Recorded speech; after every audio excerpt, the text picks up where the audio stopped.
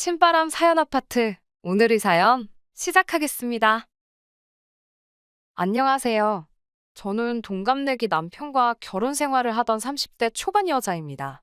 남편이랑은 결혼한 지 1년 만에 그렇게 되었습니다. 결혼한 지 1년밖에 안 돼서 이혼을 할 줄은 정말 꿈에도 상상하지 못했는데 일이 이렇게까지 되어버렸네요. 제가 남편과 이혼을 하게 된 이유는 남편의 지나친 경제관념이에요. 수지타산을 따지는 것도 아니고 심지어 어떨 땐 누가 봐도 비효율적이고 비상식적인데도 그냥 돈을 아껴요. 한마디로 자기 지갑에서 돈 나가는 꼴을 못 보더라고요. 지금 생각해보면 연애 때도 그랬어요. 당연히 다른 사람한테 돈 쓰는 걸 싫어하고 웬만한 건 다 더치페이를 해요. 그리고 취향과 상관없이 그냥 모든 걸 싸게 싸게 하는 걸 좋아해요. 갖고 싶은 게 있어도 다른 비슷한 제품이 더 싸면 두 번 생각도 하지 않고 무조건 더 싼 걸로 고르는 식입니다. 그런데 그때는 저나 남편이나 중소기업에서 적은 임금을 받으며 다녔기 때문에 남편의 그런 태도에 크게 불편을 느끼지는 못했어요. 어차피 쓸래야 쓸 돈이 없었고 그렇다 보니 저 역시 싼 걸 찾아다니는 경우가 있었으니까요. 게다가 남편은 입버릇처럼 사치 부리지 말고 차곡차곡 모아서 저랑 행복하게 살고 싶다고 늘 말해왔어요. 그러니까 조금 짠돌이처럼 보일지라도 저와 다 결혼하기 전에 살림을 차리기 위해 이렇게 아끼고 있는 거라고 말을 했지요. 저한테 엄청 잘 하기도 했고, 우리 둘 다 회사에서 벌이가 그닥이기 때문에 지금 아끼고 있는 것에 대해서 저도 큰 불만은 없었어요. 거기에 남편은 항상 우리 젊을 때 조금이라도 더 모아서 노년에 재밌게 놀러 다니면서 살자고도 했거든요. 오히려 저는 남편을 계획적이고 알뜰한 남자라고만 생각했지, 이 정도로 지지리궁상인지는 생각도 못했습니다. 그렇게 2년 정도 연애를 하고 결혼 이야기가 나왔어요. 사실 저는 다른 건 몰라도 결혼에 관한 건 어느 정도 아끼지 않고 하고 싶었어요. 모든 여자들이 그렇듯 저도 제 결혼식에 대한 나름의 환상과 기대가 있었고, 또 여자 일생의 처음이자 한 번뿐인 이벤트잖아요. 하지만 남편은 그거 다 허례허식이라며 어떻게 그날 하루에 돈을 그렇게 털어먹을 수 있겠냐고, 그냥 제가 좀 포기해서 쓸데없이 돈 낭비하지 말고 아꼈다가 나중에 편하게 살자며 저를 설득할 들더라고요. 보다 못한 친정어머니가 보태주신다고 해도 남편은 그마저 극구사양하며 아끼자고 고집을 부렸고요. 결국 친정어머니가 남편 몰래 보태주신 돈으로 그나마 드레스하고 메이크업은 제 취향대로 할 수 있었어요. 거기에 코로나 시국 덕분에 결혼을 하고도 신혼여행도 해외로 갈 수가 없었어요. 그래서 아쉬운 대로 제주도라도 가보자 해서 제주도에 가게 됐고요. 저는 남편에게 한 번뿐인 허니문 숙소인 만큼 좋은 곳에 머물고 싶다고 했어요. 그런데 남편은 수학여행이나 갈 법한 펜션을 예약해뒀더라고요. 펜션이라고 세련되고 분위기 낼 만한 곳이 많았는데도 정말 어디 단체에서 단체 여행을 올 만한 곳으로 골라놨더라고요. 저는 펜션을 보고 이게 뭐냐는 듯하는 표정을 짓고 있는데 남편은 저보고 표정이 왜 그러냐고, 내부도 다 리모델링 된 곳인데 가격도 너무 좋지 않냐면서 저한테 자랑하듯 이야기를 하더라고요. 제가 분명히 좋은 곳에서 머물고 싶다고 하지 않았냐 하자 어차피 잠만 자는 곳인데 그런 데다가 뭐하러 돈 낭비를 하냐고 하더라고요. 분노한 제가 위약금을 내가며 취소하고 호텔을 예약했습니다. 하지만 남편은 제가 자기가 고른 곳을 취소했다는 사실보다 그 위약금 몇 푼에 화가 나 있더라고요. 여행지 내내 돈 아껴야 된다면서 밥도 제 거만 시키게 하고 한 사람 앞에 하나 시켜야 하는 곳에서는 자기는 안 먹을 테니 밖에서 기다리겠다고 저 혼자서만 먹으라고까지 했어요. 애도 아니고 여행지에서 내내 그런 식으로 땡깡을 부리고 있으니 아무리 어쩔 수 없이 온 제주도라지만 신혼여행이나 다름없는 여행이었는데 그렇게 신혼여행을 망치고 말았습니다. 그리고 얼마 지나지 않아 저는 회사를 관두고 작은 사업을 시작했어요. 당연히 남편은 당장 제가 수입이 줄어들 수도 있다는 생각에 반대를 했고요. 하지만 결혼할 때 친정어머니께서 보유 중인 부동산이 있어 그 집에 전세로 저희가 완전히 자리 잡을 때까지 무상임대를 해주신 게 있기 때문에 어쩔 수 없었는지 며칠 궁시렁대다가 금방 포기하더라고요. 새로 사업을 시작하다 보니 이래저래 어쩔 수 없이 발생하는 비용들이 있었습니다. 때로는 일 때문에 만난 사람에게 식사라도 대접해야 하는 경우도 종종 있었고요. 그래도 접대용 식사인데 남편하고 연애할 때처럼 맨날 국밥이나 분식을 먹을 수는 없지 않나요? 그렇다 보니 때로는 식사에 10만 원 정도 지출할 때도 있었습니다. 그런데 그러면 남편이 질색팔색을 하면서 저를 사치나 부리는 여자로 취급을 해요. 제가 남편이 벌어온 돈으로 그러는 것도 아니고 제가 직장 생활하면서 꼬박 모아온 돈을 사업 자금으로 쓰고 있는 거고, 사업을 운영하면서 비용 처리가 가능한 부분인데도 그 돈이 결국 벌돈에서 나가는 거 아니냐는 식으로 사업으로 쓰는 돈도 자기가 원하는 대로 다루려고 했어요. 남편이 이렇게 아끼는데 급급한 데는 남편 나름의 사연이 있기는 해요. 연애할 때는 전혀 몰랐는데 결혼 후 시모가 말하길 남편이 어렸을 때 시댁이 정말 정말 힘들었다고 하더라고요. 장남이었던 남편은 돈을 아껴 쓰는 걸 습관화할 수밖에 없었고, 그러다 보니 지금도 금액이 조금만 커지면 엄청난 죄책감을 느낀다고요.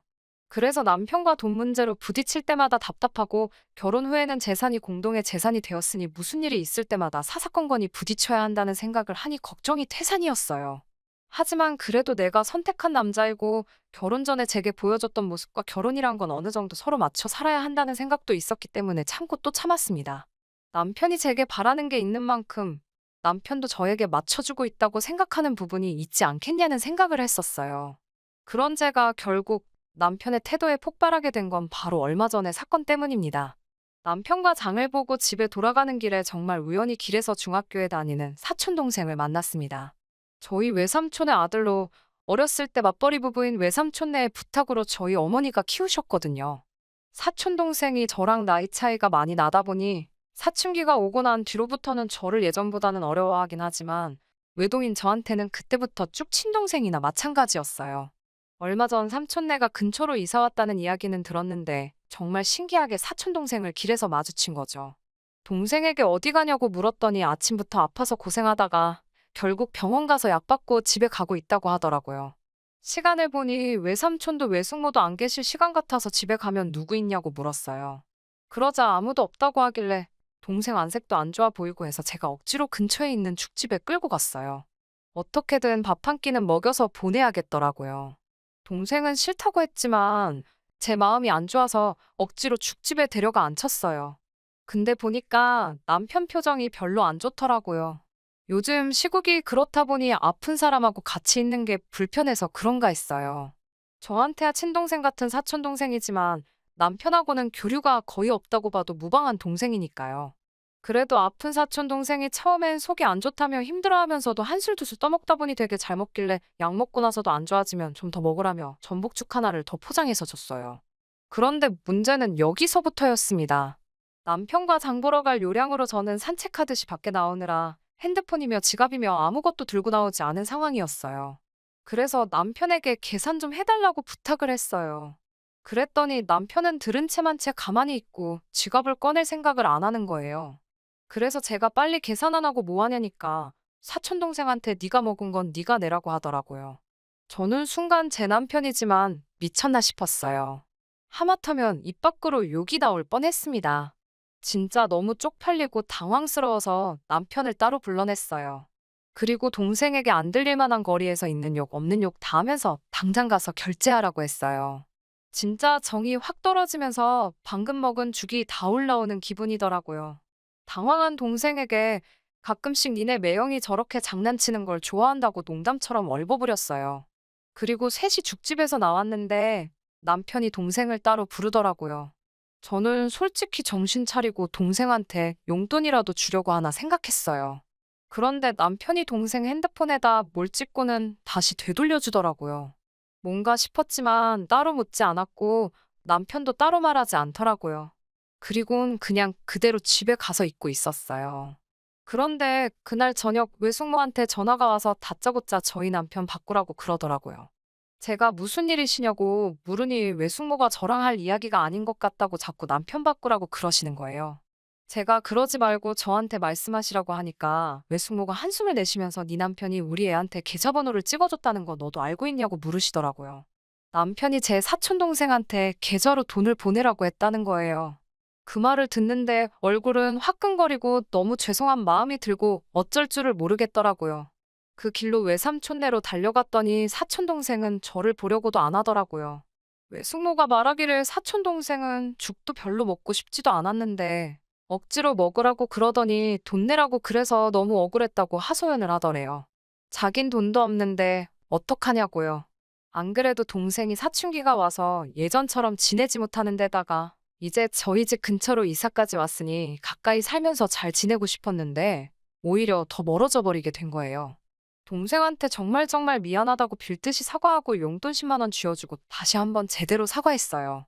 아직도 화가 나 있는 외삼촌과 외숙모에게도 몇 번이고 죄송하다고 남편한테도 단돌이 똑바로 시키겠다고 했고요. 그 길로 집으로 달려와 남편하고 한바탕 했어요. 이제 중학생이 내한테 2만 원을 내놓으라고 한 정신 상태가 궁금하다고 한마디 했지요. 그랬더니 되려 저한테 큰 소리를 치더라고요. 마치 저를 당장이라도 한 대 치려고 하는 기세로 말이죠. 요는 자기가 그 2만 원을 벌기 위해 얼마나 노력하는지 알고 있느냐. 네 사촌 동생이 아무리 어려도 땅을 파면 2만 원이 나오는 게 아니란 걸 알려줘야 한다. 돈 알기를 벌써부터 우습게 알게 하면 안 된다는 듯이 오히려 저한테 화를 내기 시작했습니다. 그래도 제 눈에서 전에 없던 분노를 읽은 건지 제가 아무 말도 안 하고 노려보고만 있으니 자기는 더 할 이야기가 없으니 이제 그만하라고 말하고는 혼자 방으로 들어가더라고요. 밤새 정말 혼자서 엄청 오랜 시간 고민을 했습니다. 이렇게 저렇게 생각을 해봐도 이 남자가 좋은 연애 상대여서 결혼을 결심하긴 했지만 이 사람하고는 더 이상은 못 살겠다는 생각을 했습니다. 친척들이 저를 어떻게 생각할지 사실 상상도 하기 싫었어요. 너무 수치스럽고 쪽팔려서요. 자라오면서도 늘 친척들에게 똑 부러진다. 다른 사람은 몰라도 저만큼은 앞날이 걱정이 되지 않는다. 이런 이야기를 듣고 자라왔는데 말이에요. 솔직히 그때 기분에는 이혼까지 생각했습니다. 하지만 그렇게 쉽게 결정하지 못하겠는 상황에 남편이 제발 서로 새 삶을 찾자는 것 마냥 알아서 쐐기를 박아주더라고요. 얼마 전이 신우의 생일이었습니다. 결혼 첫 해라 신우 생일인지도 몰랐어요. 남편이 전화로 여동생 생일이니까 괜찮은 밥집 좀 찾아 예약을 해달라고 하더군요. 제 사촌동생과의 일만 없었다면 저도 크게 의미를 두지 않았을 거예요. 하지만 그런 일이 있던 이후인지라 좋은 생각은 들지 않고 또 자기 동생 생일이라고 괜찮은 밥집을 예약하라는 말이 곱게 들리지만은 않더라고요. 아마 이때 마음을 굳혔던 것 같아요. 남편의 반응을 보기 위해 제가 예약할 수 있는 선에서 가장 비싼 일식집을 찾아 예약을 했습니다. 인당 20만 원이 넘었고 앉은 자리에서 한 잔에 10,000원은 우스운 주류까지 같이 주문해야 하는 곳이었어요. 남편은 계산할 때까지 가격을 몰랐으니 그냥 초밥집에 온 줄 알고 있었고요. 신우와 시어머니가 예약한 일식집에 도착을 했어요. 이미 인터넷으로도 유명한 곳이었기 때문에 신우는 벌써부터 눈이 휘둥그레져서는 엄청 기대한 듯이 보이더라고요. 이런 데를 다 데려왔냐고 하면서 그때서야 가격이 얼마인지 들었어요. 남편은 가격에 놀라 적잖이 당황한 듯 보였지만 어차피 예약 취소도 불가능하고 그냥 갔다가 한 예약 취소금만 음식값만큼 지불을 해야 한다는 설명을 듣고 자리에 앉더군요.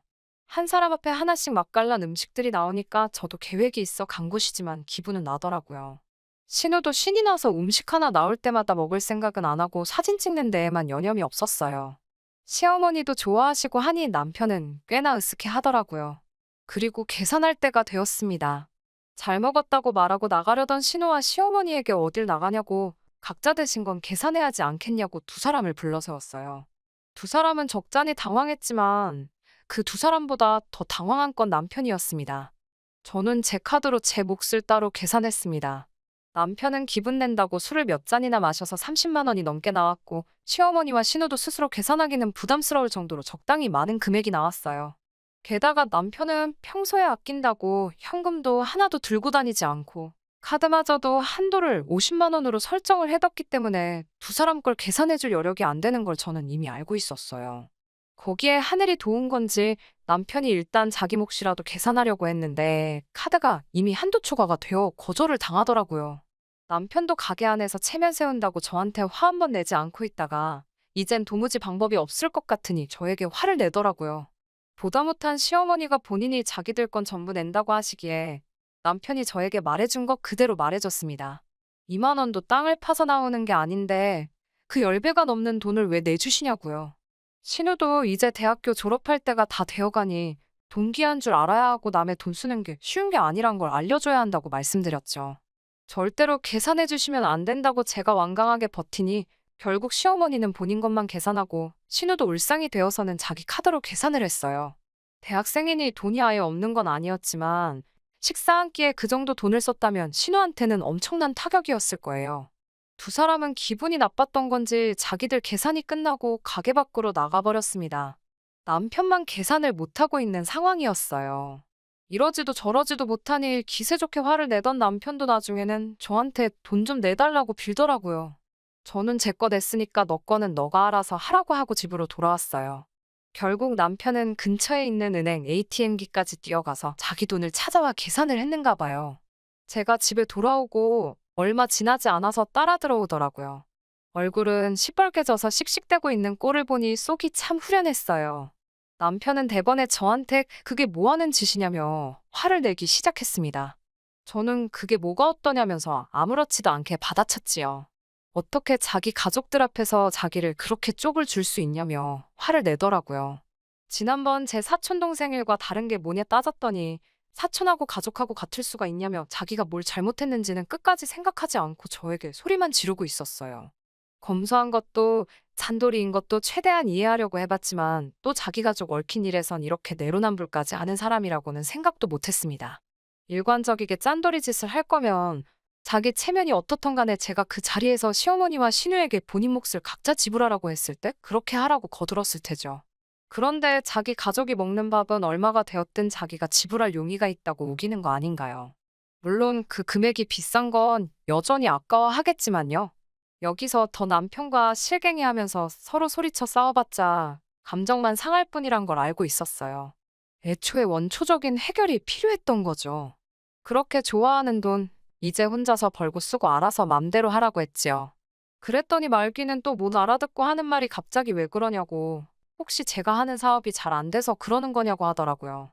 그저 돈 이야기 앞에는 저렇게 민감해져서 앞으로 이 남자와는 어떻게 행복할 틈이 없을 것 같다는 확신이 들었습니다. 이혼하자고 단도직입적으로 말을 해주니 그제서야 그러지 말라고 빌더라고요.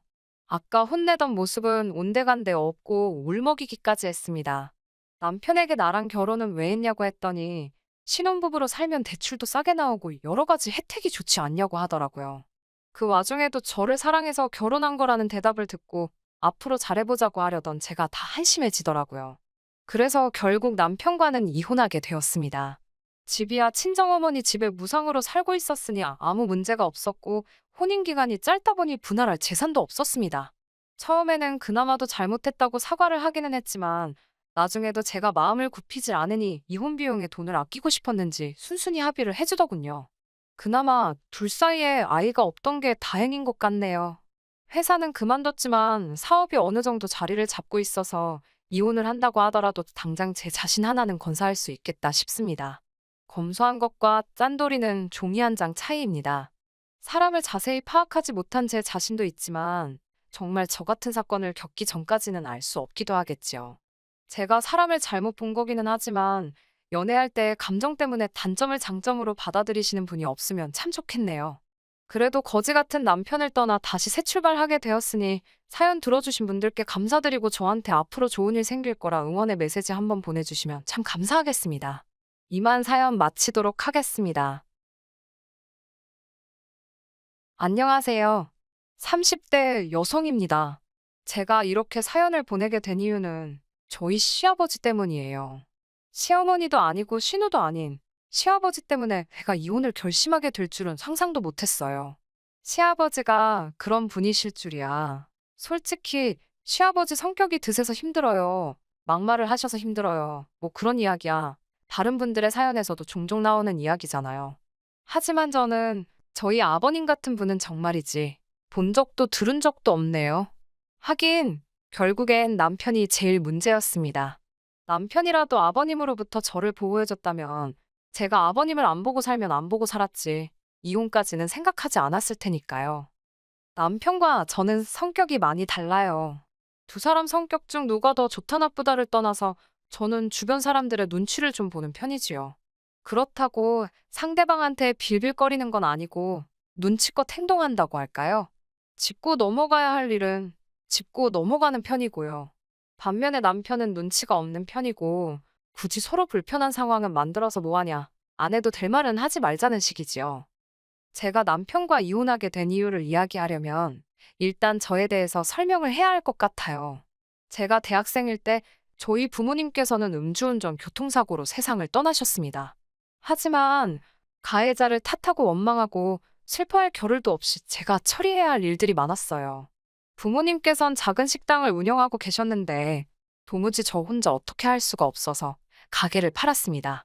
부모님이 생전에 고생하시면서 일구신 재산이라 생각하고 권리금까지 받아서 팔았습니다.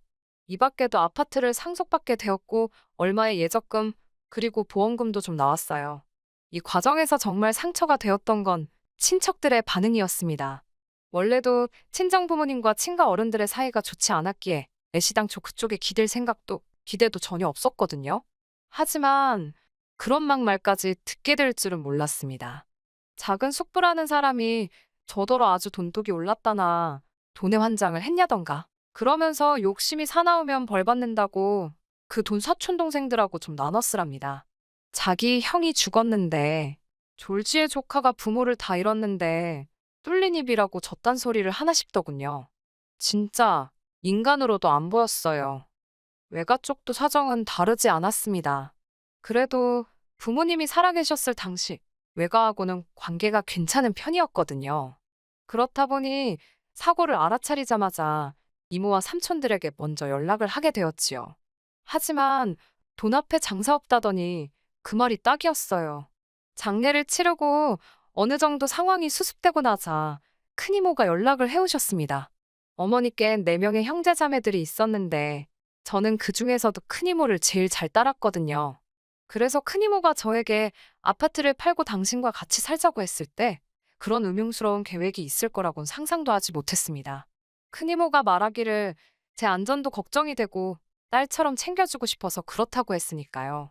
부모님과의 추억이 담긴 아파트라서 팔고 싶지 않았지만 그래도 한편으로는 이제 이 땅에 내가 믿을 건 큰이모밖에 없다 싶어서 결국 아파트를 내놓았습니다.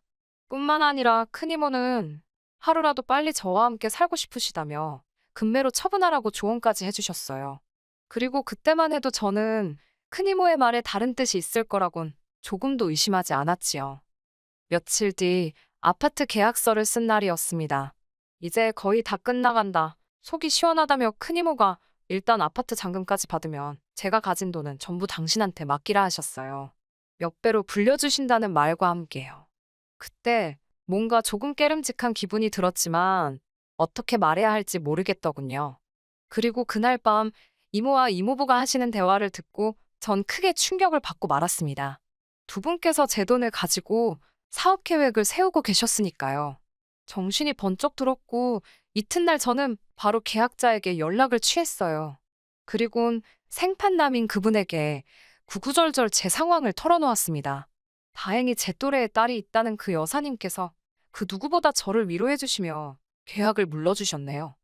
시간이 흘러 원래대로면 잔금을 받았어야 하는 날이었습니다.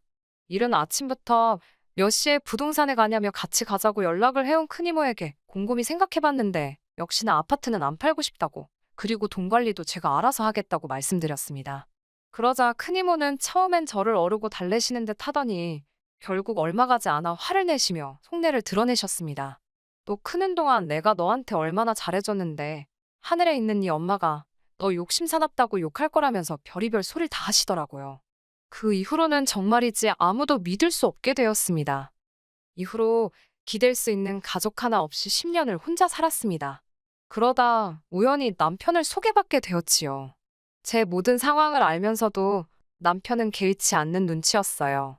그리고 남편이 프로포즈를 해왔을 무렵에는 성격 차이로 인한 다툼도 많이 줄어든 상태였고요. 그래서 결혼을 결심했지요. 하지만 저에게도 가족이 생긴다는 기쁨이 컸던 탓인지 나름대로 따질 건 따지고 고른다고 골랐는데도 못 보고 지나친 것들이 있었네요. 결국 이렇게 이혼을 하게 된 걸 보면 제가 헛똑똑이었나 봐요. 아무래도 친정이 없다 보니 상견례는 따로 하지 않았습니다. 상견례에 나서주실 어른들이 없다는 걸 시부모님께서 이해해 주셨어요. 결혼식이나 혼수, 예당 같은 경우 제가 부모님이 물려주신 집에서 살고 있었는데 위치 자체가 저나 남편 직장에서 그다지 멀지 않아서 남편이 들어와서 살기로 했습니다. 혼술해봤자 이미 집에 기본적인 가구 과자는 다 갖춰져 있었기에 남편이 크게 돈 쓸 게 없었어요. 하지만 예단은 생략하기가 어려웠습니다. 주변 지인들이 그래도 네가 해가는 게 많은데 무슨 예단까지 해가냐고 한마디씩 하긴 해줬지만 당시만 해도 솔직히 저 말이지요. 시부모님과 정말 잘 지내고 싶었습니다. 저희 부모님이다 생각하고 잘해드리고 싶었고 정말 딸 같은 며느리가 되고 싶었습니다. 잘 보여서 예쁨 많이 받고 사랑도 많이 받고 싶었네요. 그래서 예단으로 두 분께 명품 시계 해드렸습니다. 이후로도 이틀에 한 번씩 전화드리고 옷 사드리고 한 달에 30만 원씩 용돈 드리고 명절과 아버님 생신 때 또 따로 50만 원씩 챙겨드렸어요. 제 딴에는 정말 최선을 다했습니다. 하지만 시부모님을 만족시켜드리는 건 제가 생각한 것보다 훨씬 힘들고 서러웠습니다. 그간 제가 겪은 일들을 하나하나 열거하자면 3일 밤을 꼬박 지새도 모자랄 판이지요. 그러니 이혼을 결심하게 된 결정적인 사건만 털어놓겠습니다. 솔직히 식을 올린 이후로 어머님 아버님을 직접 겪어본 결과 다른 분들과 크게 다를 것도 없다는 건 알아차렸습니다. 그래서인지 딸 같은 며느리가 되겠다는 제 다짐이랄까요? 그 마음가짐도 조금씩 사라져가고 있었지요. 그러다 식을 올린 지 6개월 만에 정말 어처구니 없고 실망스러운 사실을 알게 되었습니다. 그전부터 항상 의아했던 것이 아버님께서는 평생을 택시 운전사로 돈을 버셨다 들었거든요. 그러나 단 한 번도 아버님이 운전하시는 모습을 보질 못했습니다. 차가 없으신 것도 아니었어요. 그래서 언젠가 아버님께 아버님은 운전하시는 걸 안 좋아하시나 보다고 운을 띄웠습니다. 그러자 아버님께선 멍청한 놈들 때문에 발이 묶였다며 갑자기 짜증을 내셨습니다. 솔직히 그땐 그 말뜻을 정확히 이해하지 못했는데 저희 아버님 성격이 워낙에 불같으셔서 또 묻기도 그렇고 그냥 그러려니 했네요. 사건이 벌어졌던 날은 아버님 생신이라서 시댁에서 점심을 다 같이 먹었습니다. 어머님께서 며느리 솜씨 좀 보자고 하셔서 얼결에 제가 준비하게 되었어요.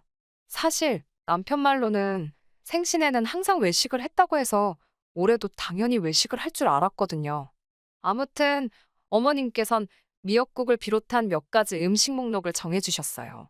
그리고는 추가로 아버님께서 갈비찜을 좋아하시니 며칠 두고 먹게 양 좀 넉넉히 그리고 꼭 칸으로 준비하라셨습니다.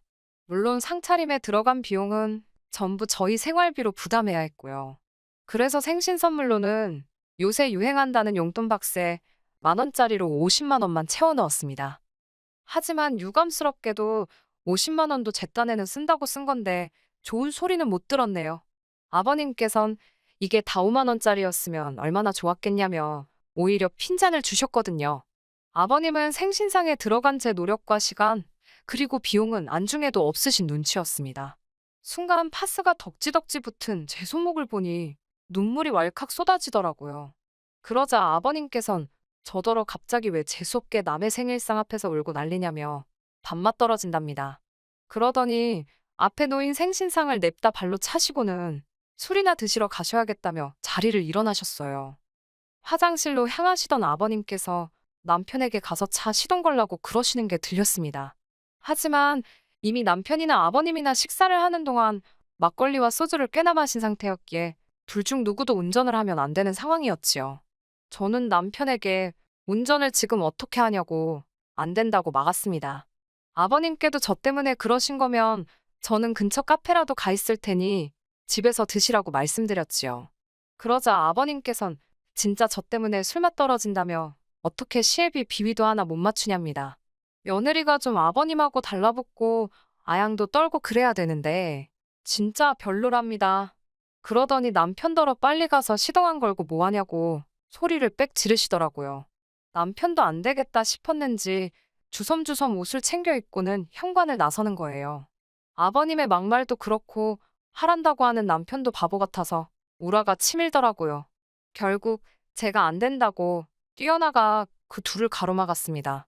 아버님, 지금 제 남편 음주운전 시키시려는 거냐고, 제정신이시냐고 소리를 질렀어요. 남편한테도 미쳤냐고 하란다고 하냐고 악을 썼고요. 그리고는 아버님께 그렇게 하셔야겠음 직접 운전해서 가시든지 마시든지 하시라 했네요. 아버님께선 저를 무섭게 노려보시곤 차에 올라타시려 했고 그 순간 남편이 아버지 지금 운전하시면 안 된다고 소리를 치더라고요. 그리고는 어머님더러 빨리 아버지 좀 잡으시라고 소리를 질렀어요. 그런 남편의 모습은 처음이었기에 정말 깜짝 놀랐지요. 어머님께서도 당신 지금 운전하면 잡혀간다며 아버님을 붙잡고 늘어지셨습니다. 아버님께서는 어머님에게 쌍욕을 하시면서 이거 놓으라고 당신 마음대로 술도 못 먹으러 가냐면서 아주 난리도 아니었지요. 그러자 남편도 아버지 지금 무면허나 마찬가지시라고 이번에도 하시면 진짜 큰일 난다고. 결국 한바탕 소동이 있고 나서야 아버님은 누구한테 하시는 건지도 알 수 없는 욕지거리를 내뱉으시며 집 안으로 들어가셨습니다. 저와 남편도 진땀을 뺐고 대리운전을 불러서 집에 오게 되었지요. 집에 도착하자마자 남편에게 아까 했던 이야기가 다 뭐냐고 물었습니다. 아버님께서 왜 지금 운전을 하시면 안 되냐고 무면허라니 그게 무슨 이야기였냐고 물었어요. 남편은 귀찮다는 듯이 음주운전 2번 하다 걸렸다고 대꾸를 하다가 아차 싶었는지 입을 다물더라고요. 그럴 만도 했지요. 남편은 저희 부모님이 왜 돌아가셨는지도 잘 알고 있었고, 그래서 제가 음주운전하는 사람은 인간 취급도 안 한다는 것도 너무 잘 알고 있었으니까요. 저는 어이가 없어서 왜 그 이야기를 이제 하냐고 결혼 전에 왜 안 했냐고 물었습니다.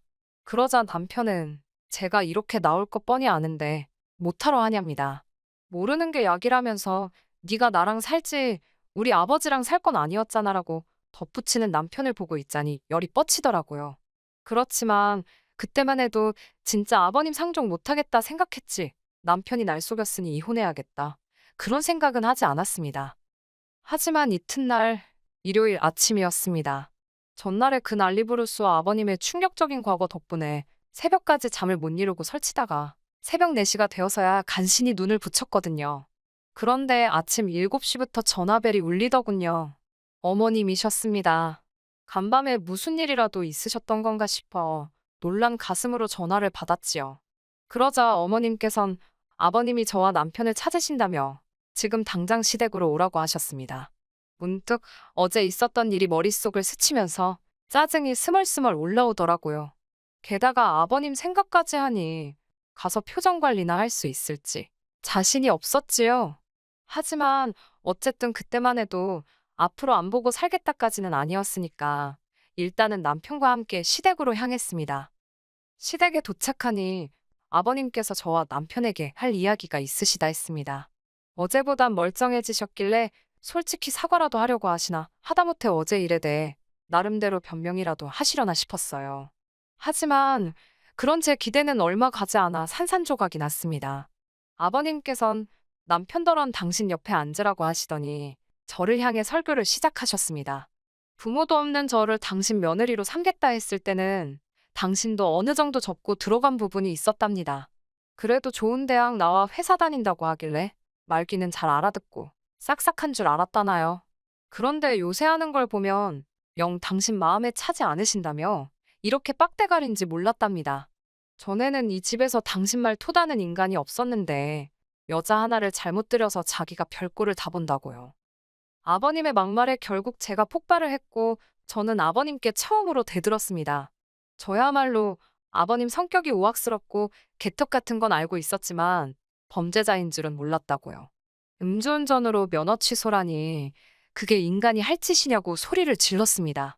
설령 실수라 치더라도 반성을 해야지 어제 그냥 운전하시게 둘 걸 그랬다고. 그래서 경찰 불러서 쇠고랑차게 만들었어야 한다고 악을 썼어요. 그러자 남편이 저더러 미쳤냐길래 진짜 미친 게 어떤 건지 보여줄 거냐고 소리를 지르고는 부엌으로 향했습니다. 제가 김치통에 바리바리 해왔던 갈비찜이 냉장고 안에 있었거든요. 그걸 끄집어내서는 뚜껑 열고 거실 바닥에 던졌습니다. 그 갈색 김치통 아시지요? 덕분에 거실 바닥에는 온통 갈비찜 양념의 기름기가. 그러자 어머님께선 저더러 완전히 돌았냐고 아버님 앞에서 이게 무슨 행패냐며 저더러 빨리 죄송하다고 그러랍니다. 한 번도 저한테 따뜻하게 며느리라고 불러주신 적 없으신, 늘 저에게 야, 너 라고 부르시던 어머님이셨어요. 그동안 서러웠던 일들이 전부 한 번에 터져나오는 기분이었습니다. 남편이란 자식도 저를 붙들고는 한다는 소리가 자기 아버지 성질 몰라서 그러냐며 어떻게 뒷감당을 하려고 이러냐입니다. 빨리 지금이라도 싹싹 빌라대요. 그런 남편에게 넌 네 앞가림이나 잘하고 이제 집에 들어올 생각은 하지 말라 했습니다. 막말로 우리 부모님은 네 예비 같은 인간 때문에 돌아가신 거라고 쪽팔린 줄 알고 미안한 줄 알라고요. 이후로는 뭐 구구절절 이야기할 필요도 없겠네요. 남편이랑 깔끔하게 갈라섰습니다. 염치도 없고 낯짝 두꺼운 남편이란 작작해서 제 아파트는 물론이고 오만 가지를 다 탐을 내더라고요. 제가 먼저 이혼하자고 했으니 위자료를 줘야 한다나요? 네 하고 싶은 대로 하라고 했습니다.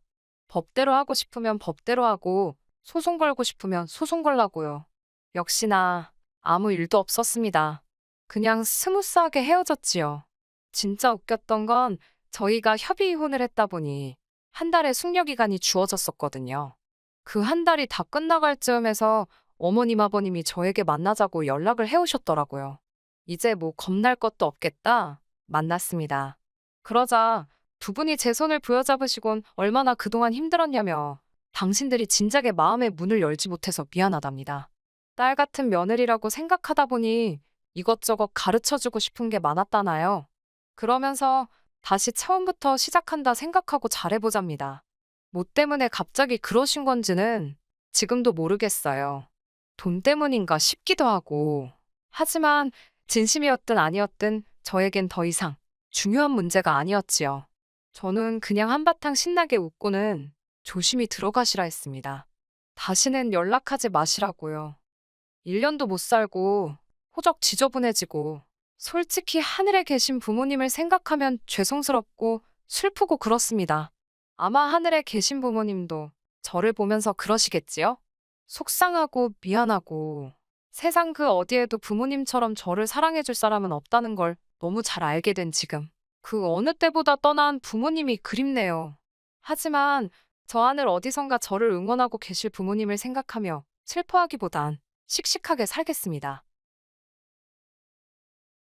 결혼 5년 차에 접어드는 사람입니다. 아직 저와 남편 사이에는 아이가 없네요.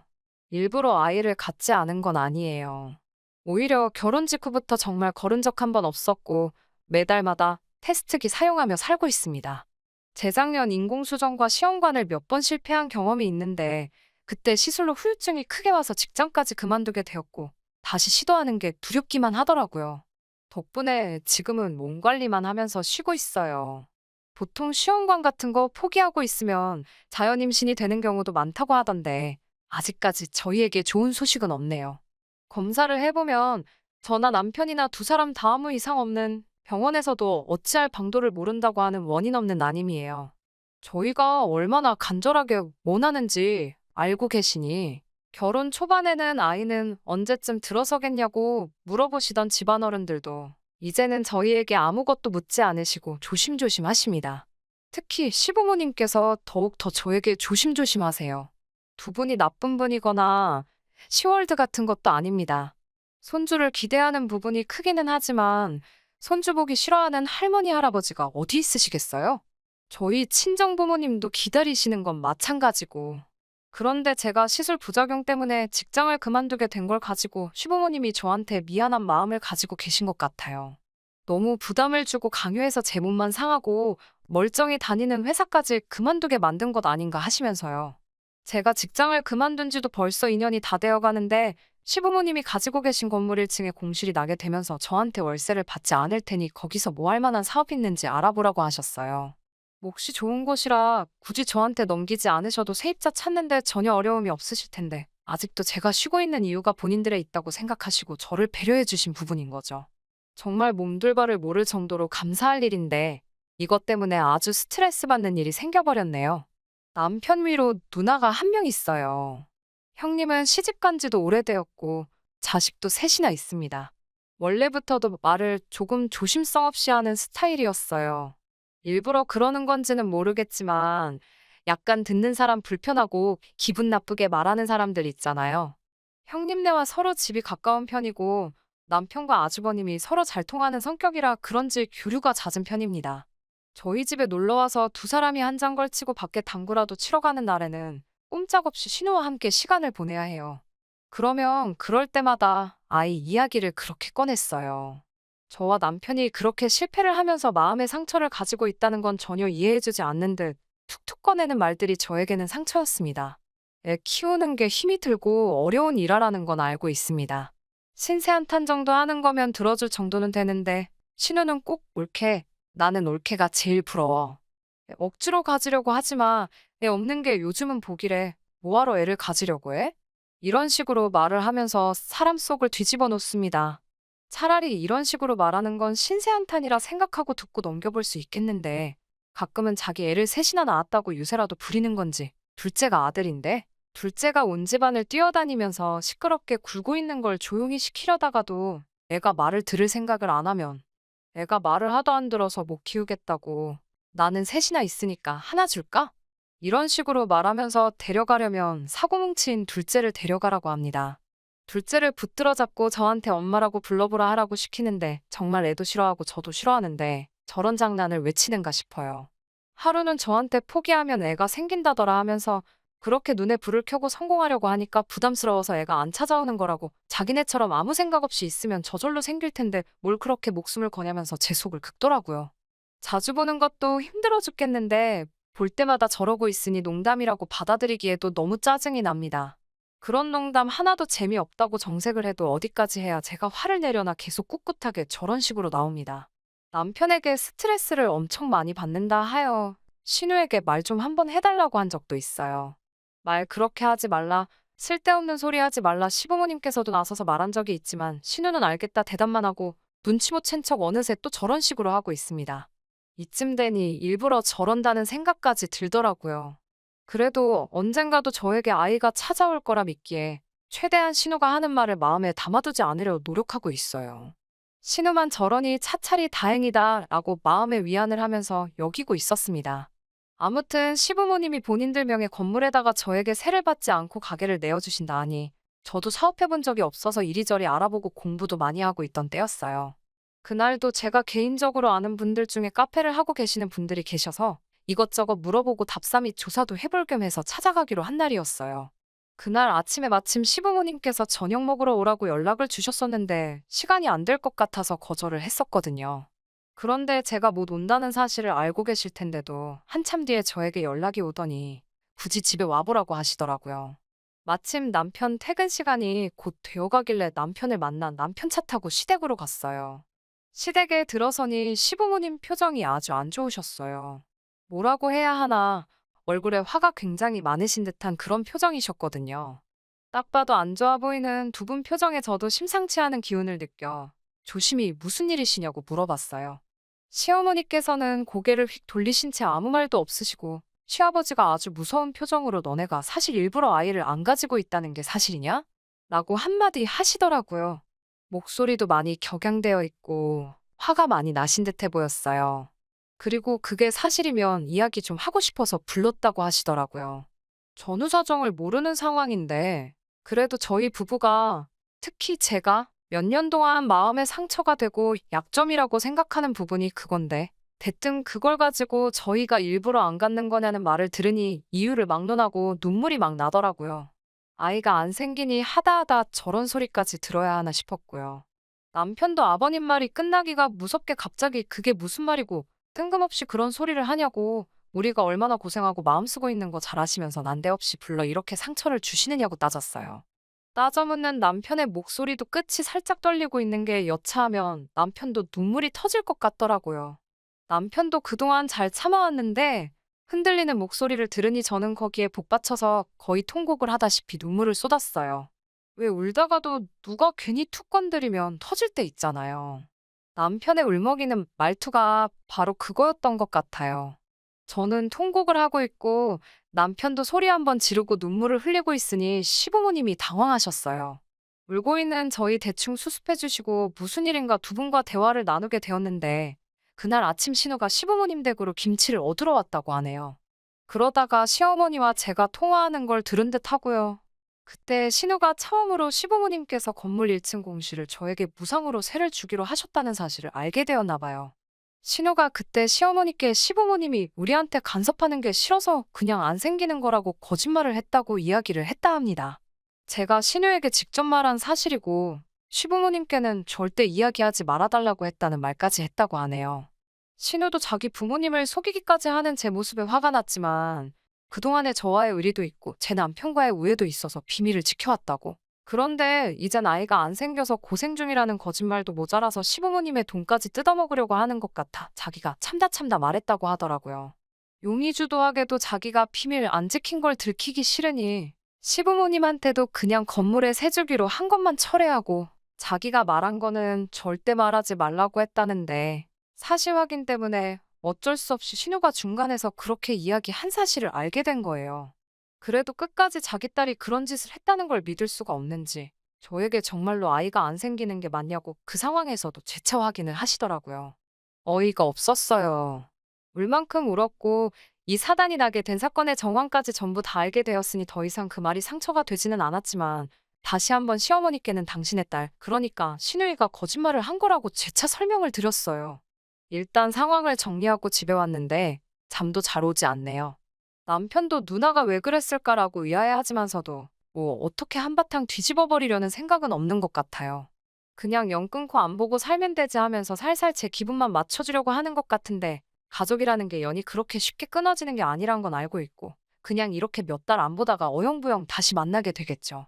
더군다나 한 동네 살고 있는 데다가 남편도 당장 집 애영 아니면 근처에 같이 술 먹고 놀 사람도 없을 테니 말이죠. 너무 화가 나서 잠도 잘 오지 않네요. 남편 말 맞다나 안 보고 사는 것 말고 제대로 한 방 날려주고 싶어요.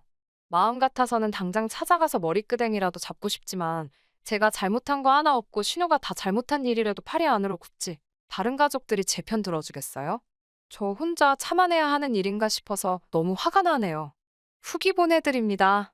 제가 사연 보내드린 지도 벌써 한 달이 지났어요. 신우는 시어머니한테 무슨 연락이라도 받았는지 왜 그랬냐는 제 질문에는 대답 한 번 없었고 연락 한 번 되지 않았네요. 그 길로 저는 시댁으로 향했습니다. 시댁에 도착하자마자 자리 깔고 앉아서 신우 불러오라고 신우 와서 오해 풀고 가기 전까지는 저도 집에 가지 않을 거라고 엄포를 놓았어요. 시어머니도 저를 말리시다가 안 되겠다는 걸 알아채셨는지 곧바로 신우를 부르더라고요. 그렇게 신우도 시부모님 집으로 찾아왔습니다. 뭐가 그렇게 당당한지 아무렇지도 않은 척 인사를 하더라고요. 저에게 잘 지냈냐고 물어보면서도 제 표정을 살피면서 최대한 저랑은 말을 안 섞으려고 하더라고요.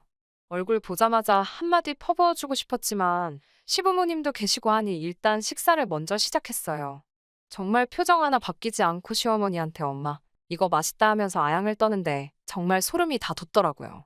식사가 다 끝나고 나니 제가 먼저 묻지 않아도 시부모님께서 제가 참아왔던 분노를 터뜨리기 전에 먼저 신우에게 그때 그 일에 대해서 왜 거짓말을 했는지 먼저 물어봐 주시더라고요. 저도 많이 화가 난 상태이기는 했는데 그래도 신우가 대답하는 태도에 따라서 일 크게 만들지 않을 생각도 가지고 있었어요. 하지만 신우는 뻔뻔하게도 정말 얼굴 표정 하나 바뀌지 않고 당당하게 자기가 말한 게 사실이라고 하더군요. 애 낳기 싫은데 어른들이 반대할까봐 난임이라고 속이고 있다는 식으로 제가 틀림없이 자기한테 말했다고 하더라고요. 오히려 저보고 이제 걸리니까 자기를 팔아먹어서 오리발을 내민다고 저보고 그렇게 안 봤는데 아주 무서운 사람이라고 연기까지 하더라고요. 제가 너무 화가 나서 언제 그랬냐고 화를 내니 오히려 신우는 저 때문에 겁을 먹고 당황했다며 숨이 잘 안 쉬어진다는 거짓말을 하고 앰뷸런스를 부르려고 하더라고요. 정말 저야말로 억울함에 우라가 터져서 뒷목을 잡고 쓰러질 뻔했어요. 매번 이런 상황에 누구 편을 들어야 할지 어영부영하던 남편이 그제서야 나서더라고요. 여태 저희가 병원을 다니며 받은 검사 기록을 그 자리에 던졌어요. 얼굴은 잔뜩 일그러진 채로 화가 많이 나 보이더라고요. 어떻게 다른 사람도 아니고 누나가 우리한테 이럴 수 있냐고 화를 내더라고요. 신우가 발뺌하지 못할 증거 앞에 깨갱거리고 아무 말도 못하고 있었어요. 시부모님도 이미 진작에 신우가 거짓말하고 있는 걸 알고 있었으니 신우에게 왜 있지도 않은 사실을 진짜처럼 만들어서 여러 사람 마음 상하게 하느냐고 아주 혼쭐이 나고 있었죠.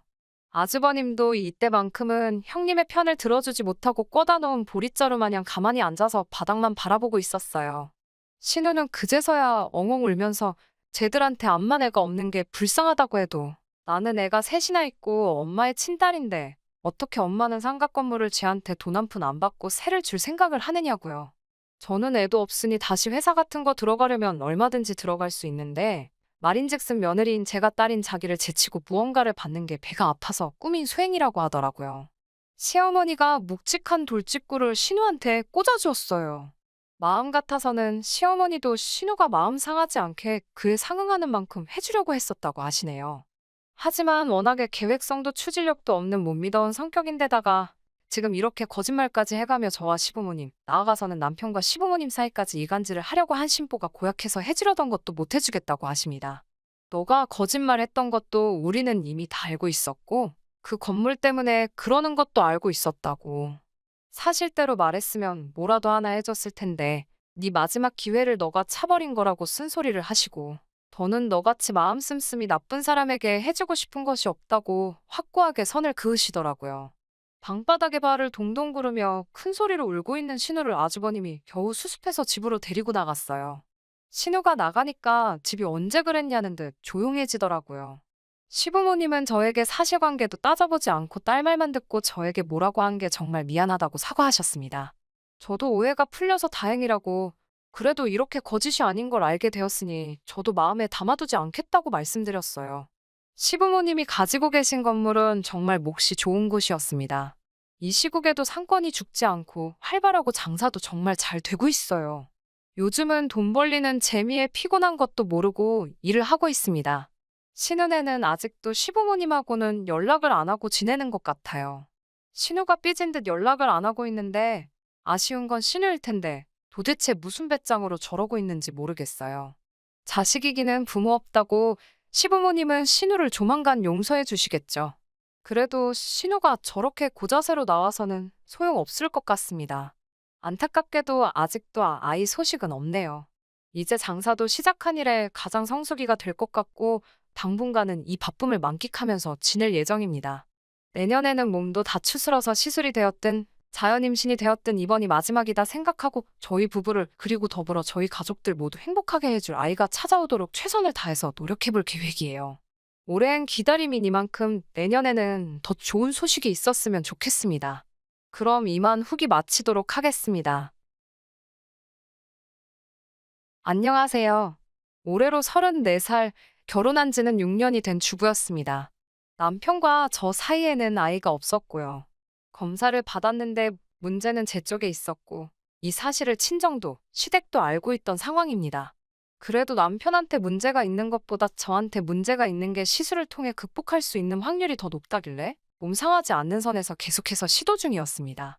하지만 이제 다 소용없는 일이겠네요.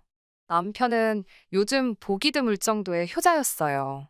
어느 정도냐면 혼자 계시는 시아버지 걱정된다며 저랑 결혼하는 것도 다시 생각해 보려던 사람이었으니까요. 남편 위로 아주버님이 두 분 계십니다. 아무리 남자만 셋인 집안이어도 장남도 아니고 막내인 남편이 부양의 의무를 느끼고 있다는 게 말이 된다고 생각하지 않았어요.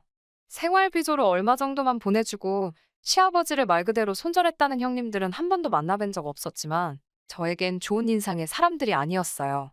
저는 남편이 부양의 의무에 대해서 이야기할 때 시아버지께서 어디 불편하신 곳이 있으신 건가 하는 생각을 했었거든요.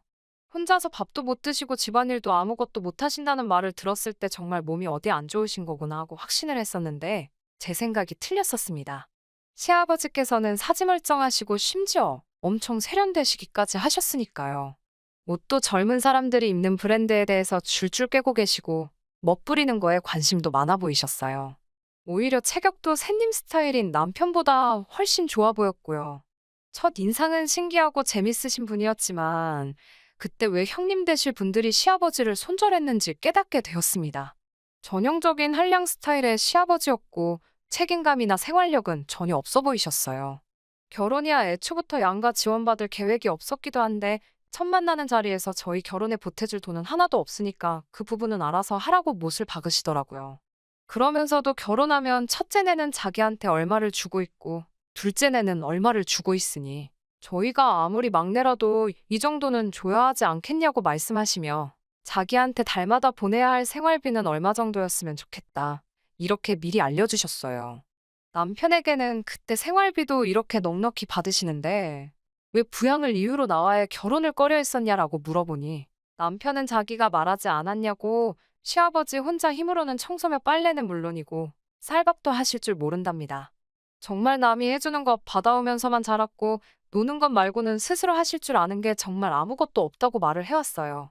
그래도 그나마 다행인 건 그런 아버지 밑에서 자란 자식들 셋은 정상이었다는 거죠. 시아버지 앞으로 옛날부터 재산이 많았었다네요. 할머니께서 시장에서 돈놀이 비슷한 거를 하셨고 그 유산을 그대로 물려받았대요. 대책 없는 시아버지 생활에 어머님이 도망가시고부터도 그렇게 경제적으로도 모자람 없이 지내왔다고 합니다. 어찌되었든 지금 빈털터리가 된 상황까지 자기들 교육시켜주고 끝까지 책임지신 것에 대한 은혜를 갚아야 한다고 생각하더라고요. 아버님을 처음 뵙기 전까지는 저는 그냥 아프신 몸으로 자식들 훌륭하게 키워낸 그런 분으로만 생각을 했고 남편도 그 은혜에 보답하고 싶어하는 효자라고 생각했기 때문에 그래도 결혼 초반 몇 년간은 제가 모시고 살 생각도 어느 정도 하고 있었어요. 그런데 아버님을 실제로 뵙고 나서는 그 생각이 쏙 들어가게 되었습니다. 아버님 댁을 나오자마자부터 남편과는 그걸 이유로 옥신각신하게 되었어요. 왜 모신다고 해놓고 이제 와서 말을 바꾸냐. 이런 식으로 남편의 언성이 높아지니 베란다에 잠깐 담배 피러 나오신 아버님께서 그 말을 들었나 봐요. 저희를 다시 올라오라고 부르시더라고요. 어차피 남편이 혼자 되실 아버님 때문에 결혼을 꺼려한 데다가 집 앞에서 언쟁을 하며 제가 모시기 싫어한다는 사실까지 이야기했고 저도 저런 시아버님과 합가해 모시고 살아야 한다는 생각을 하니 이 결혼이 뒤집어져도 그만이다라는 생각을 했어요. 그래서 그런지 저희를 다시 부르시는데 떨린다거나 두렵다거나 하지 않았습니다. 시아버지는 저희를 앞에 앉혀놓고 말씀을 시작하셨어요. 그런데 시아버지께서 저희에게 꺼낸 말은 참 의외의 말이었습니다. 저는 꼼짝없이 저희 결혼을 반대하려고 하시는구나 생각했거든요. 시아버지가 내 노후 때문에 장가가기를 꺼려하는 거냐라고 물으시며 자기 노후 준비는 생각이 다 되어 있고 준비도 다 되어가고 있으니 걱정하지 말라고 하더라고요. 그리고 저희가 돈만 제때 보내주면 얼굴 안 보고 살아도 그만이라고 첫째나 둘째 형들도 그러고 있지 않느냐고 하셨어요. 오히려 그런 부분에서는 쿨하시더라고요. 아무튼 시아버지 봉양에 대한 문제가 사라지니 결혼 준비는 일사천리로 진행이 되었고 저희는 그렇게 별탈 없이 결혼식을 올리게 되었습니다. 그래도 끝까지 걱정하는 남편의 뜻을 꺾지 못해 신혼집은 그나마 시아버님 사시는 곳에서 그렇게 멀지 않은 곳으로 구하게 되었어요. 남편은 결혼 후에도 청소며 먹을거리며 해주러 아버님 댁에 가고 싶어 했어요. 노후 준비가 다 되어 있다더니 그렇게 긴 텀을 두고 찾아가는 것도 아닌데 매번 갈 때마다 집은 아주 개판이 되어 있고 식사는 다 사서 드시는지 집에는 포장 용기만 굴러다니고 있었어요. 저도 어느 정도 도와주겠다고 생각은 했는데 그래도 신혼부부가 매 주말마다 둘이서 시간 보내는 걸 포기하고 아버님 댁에서 청소하고 밥하고 그러는 건 아니잖아요. 너무 스트레스였어요. 둘만 있어도 시간이 아쉬울 판에 매일 하는 집안일에 더불어 아버님 집까지 가서 또 그걸 하고 있어야 했으니까요. 매주 반복되는 지긋지긋한 패턴에 결국 제가 참지 못해 아버님께 준비해 놓으셨다는 노후 준비는 어떻게 된 건지 직접 물어봤습니다. 아버님은 이제 말을 해야겠다는 생각이 들었는지 다음 주에 올 때 남편의 형들까지 전부 다 같이 해서 와달라고 하더라고요. 무언가 중대 발표가 있을 것 같았습니다. 확신에 차 있는 말투는 역시 뭐가 준비해 놓으신 게 있기는 있구나 하는 모양이었어요. 그날 시아버지 댁에 처음으로 온 가족이 모였습니다. 명절에도 안 모인 식구들을 다 만나게 되니 감회가 새롭더라고요. 결혼식 이후로 단 한 번도 본 적이 없었던 형님들까지 전부 도착해 있었습니다. 시아버지가 온 식구들 앞에 발표한 노후 대책은 참으로도 어이가 없었습니다. 각 형제들 앞으로 일단 1,000만 원씩을 달라고 하더라고요. 그럼 그 돈을 가지고 외국에 나가 새 신부감을 찾아오시겠답니다. 말인즉슨 국제결혼으로 재혼을 한다는 말씀이었어요. 그렇다고 거기서 끝나는 게 아니었습니다. 저희가 매달 보내고 있는 생활비를 더 올려서 받아야겠다고 하시더군요. 새 시어머니 되실 분 몫의 생활비에 추가로 그쪽 나라로 매달 송금해야 할 일정 금액이 있다고 하네요. 앉은 자리에서 1,000만 원을 뜯기고 앞으로 보내드릴 생활비도 훨씬 늘어나는 상황에서 그걸 좋아라 하는 사람은 아무도 없었습니다. 애초에 그걸 떠나더라도 아버님 나이가 60이 넘으셨는데 국제결혼으로 제취를 하시는 것부터 찬성할 사람이 어디 있었겠어요? 당연히 그 자리에 있던 사람들 모두 그렇게는 안 된다고 반대를 했습니다. 시아버지는 이미 이걸 오래전부터 계획을 하신 건지 시아버지께서도 초강수로 나가시더라고요. 저희들이 반대를 한다면 굳이 강행을 하지 않겠다고 하시면서도 그렇게 되면 자기는 노후 준비가 된 게 아무것도 없으니 매달 보내는 생활비와 더불어 주의 이일실 며느리들이 돌아가면서 자기 청소도 해주고 밥도 해주는 수발을 들어줘야 할 것이라고 들어누워 우기시더라고요. 자식 이기는 부모 없다더니 여기서는 정반대였습니다. 막무가내로 어깃장을 부리는 아버님 고집 꺾을 사람들 아무도 없었고 돈 1,000만 원에 시아버지 뒷바라지에 대한 부담이 영원히 사라진다면 그 값으로 싸다고 형님들이 먼저 생각을 바꾸기 시작했어요. 그렇게 모두의 동의를 얻어내고 아버님은 그달 말에 새 신부를 데리러 간다고 출국을 하셨습니다. 일주일도 안 돼서 다시 귀국을 하셨는데 아버님은 혼자서 돌아오셨어요.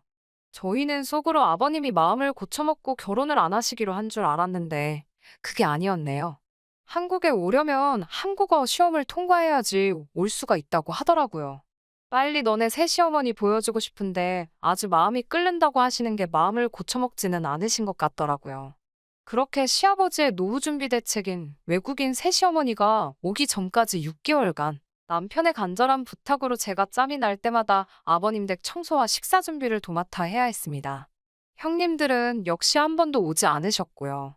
제가 이걸 왜 하고 있나 싶더라고요.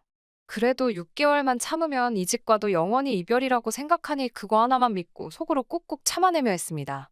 그렇게 6개월이 지나 새 시어머니는 한국에 도착하시게 되었고 또 효자인 남편의 오지랖에 저희가 공항까지 데리러 가게 되었습니다. 정말 경악을 금치 않을 수가 없었어요. 제가 그 당시 29이었는데 저보다도 나이가 4살이나 더 어린 시어머니를 처음 봤을 때는 말이죠. 화장은 하나도 하지 않아 수수했는데 오히려 그것 때문에 더 시어머니가 어려 보이기까지 했고 아버님은 사람처럼 보이지도 않았습니다. 의외로 한국말을 잘 배워서 온 건지 의사소통에는 크게 어려움이 없었어요. 간간히 틀리기는 하지만 자기 의사표현 정도는 확실히 할 만큼 배워서 온 것 같더라고요. 무엇보다 이제 더 이상 아버님 신경 쓸 필요 없이 오롯이 우리 둘만의 결혼 생활을 드디어 시작한다는 생각이 들어 기대가 되기까지 했습니다. 그렇게 결혼하고 나서 처음으로 이제서야 결혼을 한 것 같다는 게 실감이 날 정도로 좋은 시간을 보냈습니다. 아버님도 솔직히 나쁜 마음에 시집 보낼 딸뻘 되는 여자와 국제 결혼을 알아본 거라 생각했는데 다시 가장이 되었다는 책임감을 느끼신 건지 얼마벌이는 되지 않지만 직장도 구하시고 멀리서 지켜보니 나름 알콩달콩 살고 있는 것처럼 보였어요. 하지만 이대로 이 행복한 삶이 유지될 거라 생각했던 제가 바보였네요.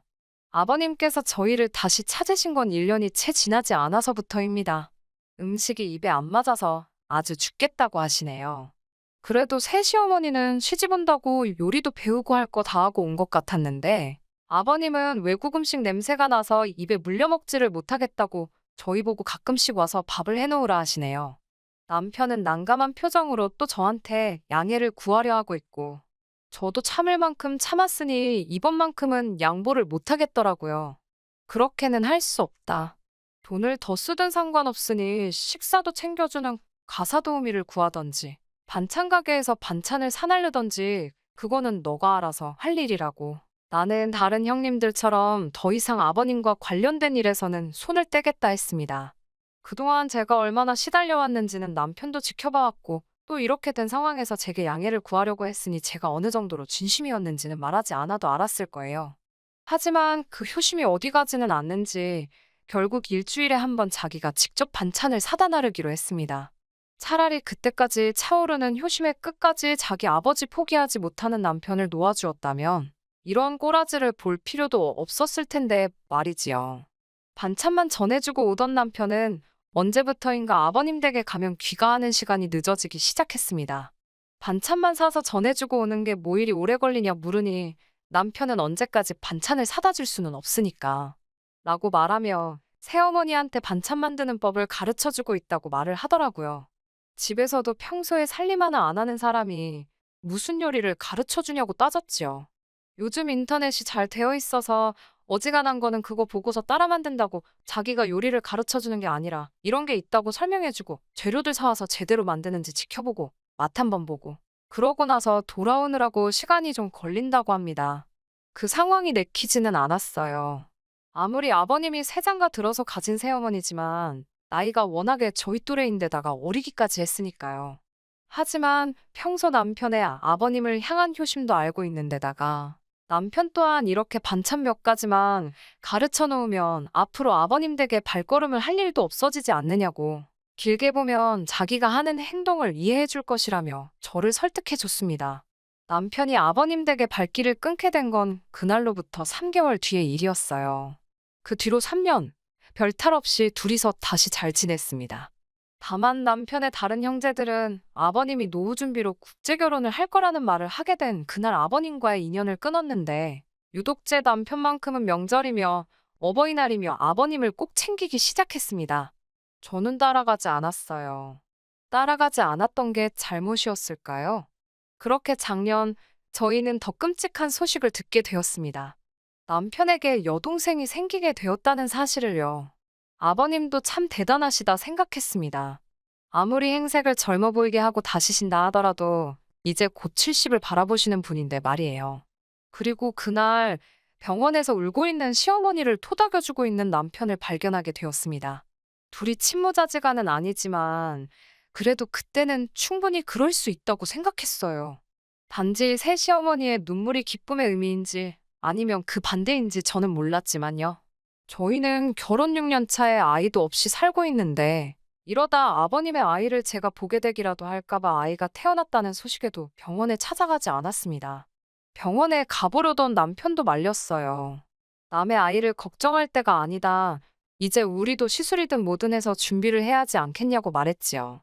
그리고 그렇게 얼마 전 시아버지로부터 연락을 받게 되고 남편과 저는 아버님 댁으로 허겁지겁 향하게 되었습니다. 집에는 아이 울음소리밖에 들리지 않고 있고 아이를 돌보고 있어야 할 새시어머니는 그 어느 곳에도 보이지 않았습니다. 옷 가지며 전부 다 가져가지도 않은 것이 어디 급하게 가볼 곳이 있었나 봅니다. 남편은 그 자리를 보고 바들바들 몸을 떨더라고요. 아버님은 일부러 귀화가 끝나면 도망갈까봐 혼인신고도 안 해줬는데 달아났다고 이를 갈고 계시더라고요. 그러면서 하시는 말이 저 애는 니들이 마침 애도 없고 하니까 데려다가 키우라고 하시는 겁니다.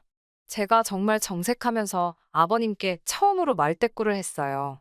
여태까지 남편 보면서 꾹 참아왔던 게 정말 한 번에 다 터져나오더라고요. 시아버지는 저에게 어이없는 소리까지 덧붙이시더군요. 저 애가 내 아이가 아닐 수도 있다는 말을요. 남편은 그 말에 그게 대체 무슨 소리냐고 정색을 했고 아버님은 남편을 보면서 네가 더 잘 알지 않을 거냐고 말을 하셨습니다. 대충 안 봐도 무슨 상황인지 조각이 맞춰지더라고요. 그렇게 효자인 척 하던 남편은 아버님 앞에 고래고래 소리를 지르며 대체 무슨 말도 안 되는 소리를 하시느냐고 소리를 치더라고요. 아버님 말이라면 꿈뻑 죽던 평소의 남편이 아니었어요. 아버님은 기분 잡쳤다며 밖으로 나가셨고 남편은 울고 있는 아이를 들쳐안고는 조용히 시키는데 여념이 없더라고요. 제가 이상한 생각을 갖고 있어서 그런 건지 아이를 안고 있는 남편의 모습에 알 수 없는 위화감이 들었습니다. 남편은 이런 제 마음도 모르는 건지 아이를 어떻게 하고 싶냐고 묻더라고요. 그 말에 제가 지금 장난치는 거냐고 소리를 질렀어요. 아무리 그래도 그렇지 이 상황에서 그게 할 말이냐고요. 남편도 정색을 하면서 그렇다고 아이가 무슨 잘못이 있느냐고 저에게 따지더라고요. 그건 애 아빠인 너네 아버지가 결정할 일이지 우리가 결정할 일이 아니라 했더니 평소 아버지를 알면서 그런 말이 나오냐고 이 아이가 어떻게 될 건지 뻔히 알고 있는 거 아니냐고 하더라고요. 그 말에 저는 그건 내가 알고 없다고 했어요. 오히려 그 아이한테 왜 이렇게 집착을 하는 거냐고 혹시 내가 알면 안 되는 사실이라도 있느냐고 물어봤습니다. 남편은 그런 건 절대 아니라고 하더라고요. 당당하게 먼저 그렇게 자기를 못 믿겠으면 지금 이 길로 병원에 가서 검사를 받아보자고 자신 있게 말하더라고요. 하지만 그 말에도 신뢰가 가지 않다기보다도 결국 이 사단이 난 상황에서 아이든 아버님이든 아무것도 내치지 못하고 또 자기가 전부 감수하려고 하는 남편의 효자 버릇에 신물이 나기 시작했습니다. 6년이란 결혼 생활 동안 저를 답답하게 만든 건 도합 1년이 채 안 되는 짧은 기간입니다. 그런데도 이렇게 사람을 질리게 만들 정도였다면 그동안 남편의 효자병이 얼마나 심했는지 충분히 이해가 가실 거라고 생각합니다. 남편에게는 그 애는 너가 키우고 싶으면 키우라고 했어요. 하지만 저는 이제 여기까지라고 더 이상은 못하겠다는 말을 전해줬습니다. 남편은 자고 있는 아이가 다시 깰까봐 어쩌지도 못하고 제자리에 우물쭈물 하고만 있더라고요. 그 덕분에 저는 오히려 마음 잡기가 더 편해졌습니다. 그렇게 평생 아버님의 자랑스러운 아들도 되고, 너가 지금 안고 있는 시누이한테는 부모 같은 오빠가 돼주라고 말하고 저는 그 집을 뛰쳐나왔습니다. 법원도 이 상황에서 저의 편을 들어주었어요.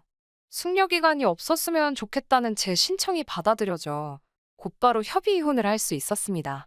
남편은 끝까지 그 아이의 부모가 되어주고 싶었던 건지 아니면 또 혼자 된 아버님을 평생 수발들며 살기로 결심을 한 건지 순순히 이혼을 허락해 주었습니다.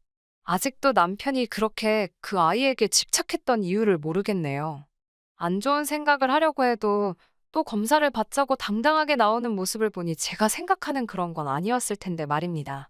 6년 짧았다면 짧고 길다면 긴 시간이지만 앞으로 더 길게 남아있는 저의 인생을 위해 저도 하루빨리 털어내고 저의 인생을 살아야겠습니다. 안녕하세요. 저는 얼마 전 출산한 결혼한 지 1년이 조금 넘은 아기 엄마예요. 건강한 아들을 낳고 한참 행복할 줄 알았던 시기에 저는 매일매일 공포영화를 찍는 기분이었어요. 지금도 그때 일만 생각하면 등골이 오싹하고 소름이 끼쳐요. 저는 동네에서 작은 서점을 운영하고 있어요. 일주일에 한 번 책을 좋아하는 사람들끼리 모여 책에 대한 토론도 나누고요. 남편은 그 모임의 회원들 중 한 사람이었어요. 한 번은 비가 엄청나게 쏟아지던 날이었어요. 그래서인지 그날따라 남편을 제외하고 아무도 모임에 나오지 않았더라고요. 그래서 저와 남편 단둘이서 토론을 하기 시작했어요. 그런데 이야기를 하다 보니 취향도 성향도 너무 비슷하고 잘 맞더라고요. 2시간 정도면 끝났어야 하는 토론을 우리는 4시간이 넘도록 이어갔고 그날 이후로 자연스럽게 연인 사이로 발전하게 되었지요. 남편은 항상 밝고 주변 사람들에게 너그러운 사람이었어요. 그래서 그 주변은 늘 사람들이 넘쳐났지요. 하지만 그런 그도 가끔은 소위 동굴에 들어간다고 하나요? 뭔가 알 수 없는 슬픔에 빠져 있는 경우가 있었어요. 한 번은 도대체 왜 그러냐고 물어본 적이 있는데 언젠가 자기가 준비가 되면 말해주겠다고만 하고 털어놓질 않더라고요. 그러다 결혼 이야기가 나오고서야 그 이유를 들을 수 있었어요. 그건 바로 남편의 죽은 남동생에 관한 것이었지요. 남편에게는 원래 쌍둥이 남동생이 있었다고 해요. 15초 차이로 태어난 남동생은 남편에게는 하나뿐인 형제이자 가장 친한 친구였고 그래서 가장 소중한 사람이었대요. 둘은 고등학교를 졸업한 후 나란히 서울에 각자가 목표하던 대학에 합격을 했고 축하하는 의미로 같이 여행을 떠났다고 해요. 마지막 여행지에서 서울로 올라오던 날 둘은 늦잠을 자는 바람에 기차를 놓쳤고 즉흥적으로 두 사람은 버스를 타게 되었는데 버스 기사님이 졸음 운전을 했고 그로 인해 큰 교통사고가 나서 남편은 크게 다치고 남동생은 목숨을 잃게 되었다고요. 그래서 좋은 곳에 가거나 좋은 음식을 먹거나 하면 죽은 남동생에게 미안한 마음이 들기도 하고 그런다고 하더군요. 그동안 그래서 남편이 상념에 빠졌다고 생각하니 기다리지 못하고 답답하게 생각했던 제 자신이 못나게 느껴졌어요. 저는 비록 남동생의 자리를 내가 다 메꿀 순 없겠지만 내가 당신에게 가장 좋은 가족이자 친구가 되어주겠다며 이제 그 슬픔에서 벗어날 수 있도록 같이 노력해보자고 말했어요. 남편은 제 말에 감동한 눈치였고요. 그렇게 저희들은 조금씩 결혼 준비를 시작했어요.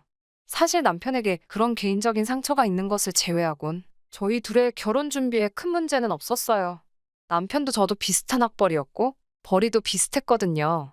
모난 것 없이 둥글둥글하게 굴러가는 모양새였어요. 그렇게 시간이 흘러 상견례를 얼마 남기지 않은 어느 날이었죠. 어머님의 생신을 축하하기 위해 식사를 하게 되었는데 그 자리에서 조금 충격적인 일을 겪었네요.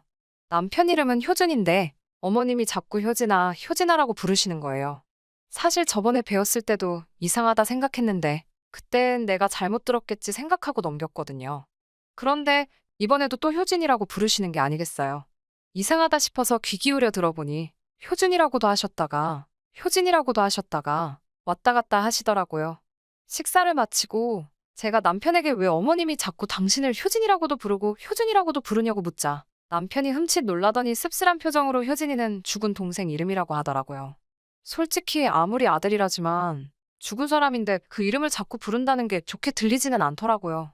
남편은 어머님의 입장을 옹호라도 하고 싶었던 건지 엄마는 내 안에 효진이도 살아있다고 생각하시기 때문에 이름도 불러줘야 된다고 생각하시는 것 같아. 그리고 나도 내 안에 효진이가 살아있다고 생각하니까 괜찮더라고요. 하지만 결혼할 입장에서는 그게 그렇게 좋게 안 들리더라고요. 내 남편은 박효진이지 박효진이 아니잖아요. 하지만 이 가족에게는 제가 이런 의문을 제기하는 것만으로도 큰 상처가 될 수도 있겠다 싶어서 더는 따져묻지 않았습니다. 그런데 그날 이후로 이런 미묘하게 소름 끼치는 일들을 자꾸 발견하게 되더라고요. 상견례 당일날 저희 가족 셋째 남편 가족도 셋이기에 총 6명의 자리를 예약했는데요. 예약된 룸에 들어선 어머님이 자릿수를 세시더니 종업원을 불러 의자를 하나 더 놔달라고 하시더라고요. 저는 설마 싶었지만 차마 말은 꺼낼 수가 없어서 가만히 있었는데 아무것도 모르시는 저희 어머니가 의자가 불편하시냐고 물어보시더라고요. 그러자 어머님은 얼굴에 은은한 미소를 띄우시면서 저희 둘째 아들 자리가 빠져서요. 라고 대답하시는 거예요. 저희 어머니가 저에게 박서방한테 동생이 있었어? 라고 물으시는데 뭐라고 대답해야 할지 모르겠더라고요. 제가 어떻게 대답을 해야 하나 안절부절하고 있는데 어머님이 아무렇지도 않으신 듯 네, 있어요. 우리 모두의 마음속에 살고 있어요. 라고 하시는 거예요. 무슨 말인지 잠깐 생각하시던 저희 어머니는 이해를 하셨는지 더는 아무 말씀하지 않으시더군요. 그리고는 무슨 정신으로 상견례를 했는지도 모르겠어요. 집으로 돌아와서 저희 부모님은 저에게 왜 얘기 안 했냐며 뭐라고 하시더라고요. 저도 그걸 뭐 자랑이라고 다 이야기하냐고. 효준 씨한테는 큰 마음의 상처고 짐인데 그냥 모르는 척 해달라고 부탁했어요. 남편도 저희 부모님과 저에게 죄송하다며 저희 가족에게는 여전히 큰 아픔이라서 그러니 부디 너그럽게 이해해달라고 하더라고요. 아무튼 그 이후로 결혼식장에서도 빈 의자는 빠지지 않고 등장했고요. 가족 모임이 있는 곳이라면 그곳엔 언제나 빈 의자가 있었어요. 심지어 식장에서 찍은 가족 사진에 어머님은 죽은 도련님 고등학교 졸업식 사진을 오려 붙여놓으셨더라고요. 그 사진을 본 날은 저도 무섭고 소름이 끼쳐서 남편한테 제발 저것 좀 어떻게 치울 수 없냐고 울며불며 사정을 했어요. 하지만 남편은 이러지도 저러지도 못하더라고요. 그냥 당신이 조금만 더 이해하면 안 되겠냐고요. 웨딩드레스를 입은 저와 턱시도를 입은 남편, 그 앞에는 한복을 차려입은 시부모님이 계시고 그 옆에 가위로 오려 붙인 죽은 도련님이라니 지금 이 글을 쓰는 순간에도 등골이 오싹해요. 그리고 결국 남편이 어머님의 뜻을 꺾지 못했기에 그 사진은 지금도 시댁 거실에 떡하니 걸려있네요. 하지만 더욱 더 충격적인 건 이번에 제가 임신을 하면서 겪은 일이에요. 결혼 후 사실 1년 정도는 신혼을 즐길 생각이었는데 계획과 달리 아이가 빨리 생겼어요. 놀랍기도 하고 당황스럽기도 해서 양가 어른들에게는 알리지 않고 있었는데 친정 어머니가 눈치를 채셨더라고요. 아무래도 식성도 달라지고 제가 좀 예민해졌나 보더라고요. 친정 부모님은 저에게 아무것도 신경 쓰지 말고 몸조리만 잘하라고 하셨어요. 그리고 얼른 시부모님께도 말씀드리라고 하셨고요. 사실 시부모님이 제가 벌써 아이가 생겼다고 하면 어떻게 생각하실지 왠지 부끄러운 생각이 들어서 더욱 말씀을 드리지 못하고 있었거든요. 저는 조심스레 전화를 드려서 제가 지금 임신 중이라고 전했어요. 생각 이상으로 어머님, 아버님 모두 기뻐하셔서 저도 정말 행복했어요. 그리고 며칠 뒤 시어머니께서 양손 가득히 음식과 여러 가지 물건들을 챙겨오셨더라고요. 제가 어머님 이게 다 뭐예요라고 애교스럽게 여쭤봤지요. 그러자 이건 우리 효진이가 잘 먹던 거고 이건 우리 효진이가 어렸을 때 좋아하던 책이라고 하시며 죽은 도련님 이야기를 또 하시는 거예요. 솔직히 처음에는 어머님이 이름을 헷갈리신 게 아닐까 싶어서 효준 씨 말씀하시는 거죠? 어머님? 하고 다시 한번 애교스럽게 여쭤봤어요. 그러자 어머님은 저에게 눈을 흘기시며 너는 내가 내 아들들 이름을 헷갈릴 것 같냐고 하시며 효진이 말하는 거라고 하는 거예요. 제가 어머님 아무리 그래도 죽은 도련님이 좋아하던 걸 이라고 말문을 열자 어머님은 갑자기 불같이 화를 내시면서 너는 우리 효진이가 죽었다고 생각하는구나. 내가 그렇게 걔는 우리 모두 안에서 살아있다고 하는데도 너는 그렇게밖에 말을 못하냐며 정말 매정하다고 하시더군요. 그러더니 갑자기 챙겨오신 음식을 다 싱크대에 부어버리시고는 우리 효진이한테 너 그러는 거 아니다. 하나뿐인 시동생 아니니라며 현관을 쾅 닫고 나가버리시더라고요. 저는 무섭고 억울해서 남편에게 전화를 해 이 모든 상황을 알렸지요. 남편은 한숨을 내쉬고는 얼른 가겠다며 전화를 끊었고요.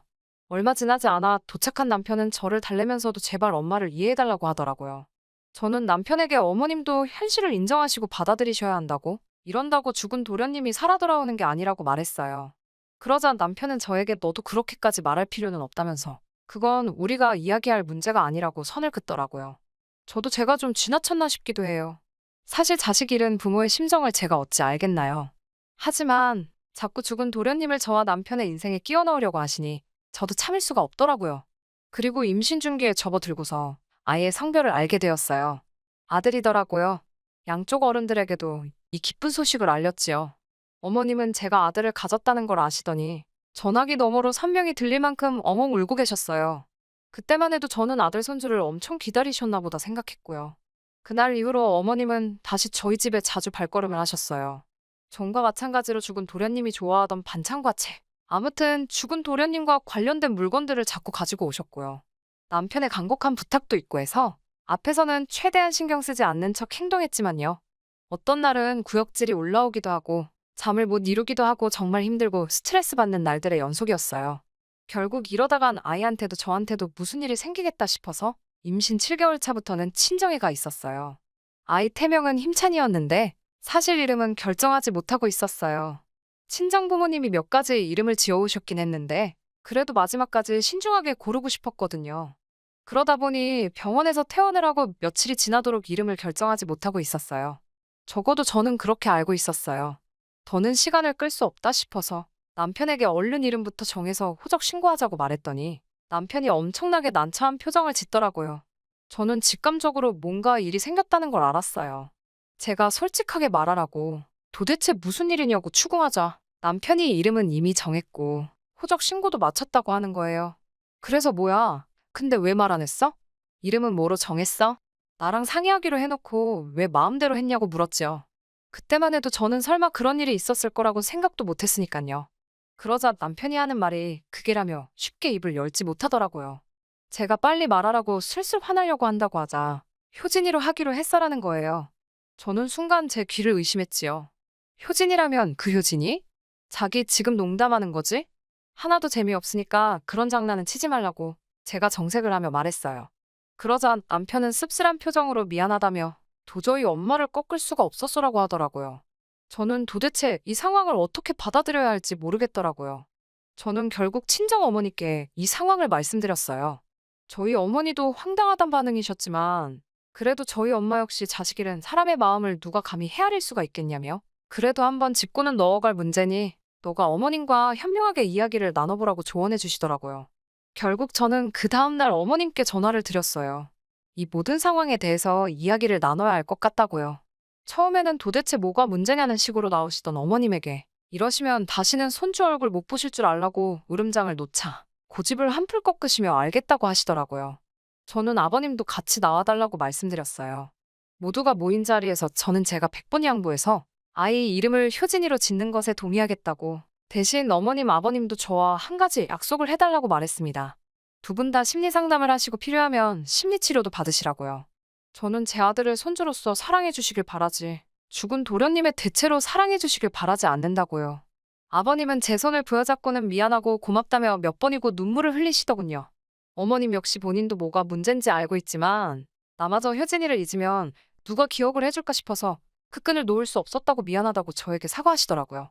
사실 사과를 받고자 만든 자리도 아니었고 그저 서로 조금씩 양보해서 이해할 수 있는 계기가 되었으면 했던 것뿐인데 오히려 시부모님께서 미안하다 말씀해 주시니 제 마음도 더 누그러지더라고요. 저도 그리고 하나의 엄마가 되어서 그런지 이 아이가 내 인생에서 없어진다면 나라고 더 이성적이게 행동할 수 있을까라는 자문도 해보게 되었고요. 세상 사람들이 생각하는 사이다 결말은 아닐지도 모르지만 저희 가족은 이제 조금 더 서로를 포용하고 이해할 수 있게 된 것 같아. 적어도 저는 훨씬 편안한 마음이네요. 끝까지 들어주셔서 감사합니다. 오늘의 사연은 여기까지입니다. 구독과 좋아요, 알람 설정 부탁드리고 더 좋은 사연으로 다시 찾아뵙겠습니다. 감사합니다.